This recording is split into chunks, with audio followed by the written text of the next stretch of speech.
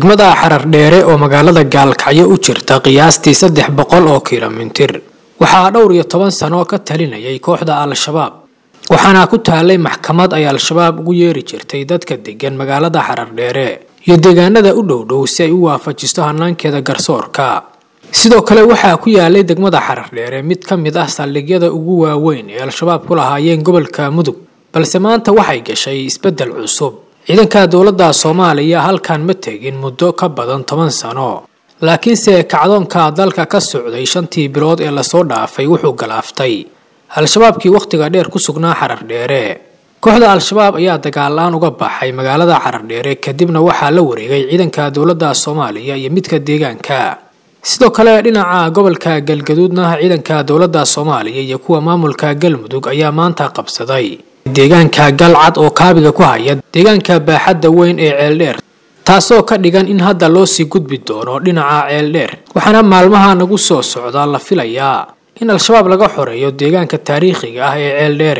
dhinaca kalena madaxweynaha Galmudug Axmed Qoorqoor oo maalmihii dambe ku sugnaa furimaha gobolka Mudug ee aaga Wisil ayaa isagoo halkaas hadal ka jeedinayay wuxuu isku dayay inuu leexiyo kacdoonka dagaal ee socday dhowrkii bilood ee xafiiska joogay madaxweyne Xasan Sheekh Maxamuud wuxuuna yiri Qoorqoor Galmudug waa meeshii Al-Shabaab lagu jabiyay ayadoo aysan jirin cid taageeraysay Galmudug waxa hadda socdaana waa doqoni ku faantay hadalkaas ayaana la aaminsan yahay inuu Qoorqoor kula hadlayay dawladda madaxweyne Xasan Sheekh Maxamuud oo Qoorqoor aan wax talo iyo aragtiya kala yeelan dagaalka socda ee lagu xoreynayo dalka taasoo ka dhigan inuu hadda Qoorqoor isku dayayo inuu sheegto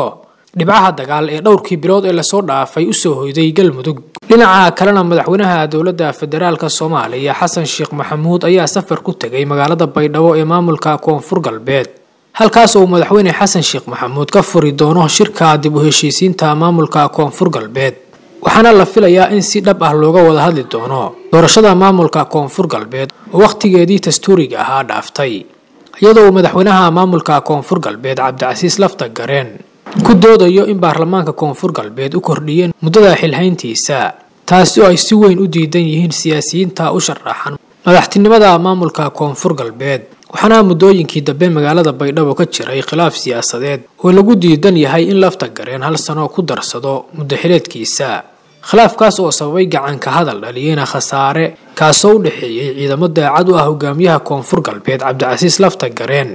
iyo qaar ka mid ah musharaxiinta u tartamaya xilka madaxtinimada Koonfur Galbeed waxaana la filayaa in shirkan dib u heshiisiinta siyaasiyiinta Koonfur Galbeed lagu gaari doono xal siyaasadeed